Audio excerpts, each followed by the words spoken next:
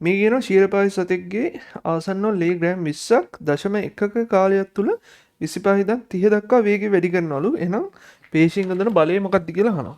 මුලින්ම අපි ත්වරණය හොයාගෙන ඉමු. මේකේ ත්වරණය අපි හොයාගෙන ඉමු.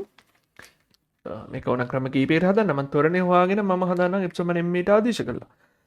කීය දන්න කීය දක්වාද වැඩි වෙන්නේ v සමාන u ධන at දාන්නම් මම. v සමාන u ධන at අවසාන ප්‍රවේගය කීයද? 35.3.5යි ආරම්භක ප්‍රවේගය 0.25යි ධන ත්වරණය හොයාගන්න ඕනේ. කොච්චර කාලයක් ඇතුළත මේක වෙන්නේ? 0.1 කාලයක් ඇතුළත. හරි.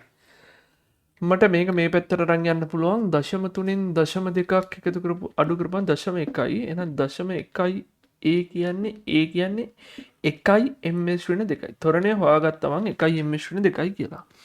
එහෙනම් මම ඒකට f සමාන m දාන්නම්. f සමාන m දාන්න. m කීයද? ග්‍රෑම් 20ක් නේ. 20 වැඩි කිරීම 10^3 කිලෝග්‍රෑම් බවට හරව ගත්තා 1යි. එතකොට මට එන උත්තරේ 2.10^2 නිව්ටන් කියලා. 2.10^2 නිව්ටන් කියලා එනවා. ඒ කියන්නේ 0.02යි. එනිසා උත්තරේ වෙන්න ඕනේ ඒකට උත්තරේ අංක 2. උත්තරේ අංක 2.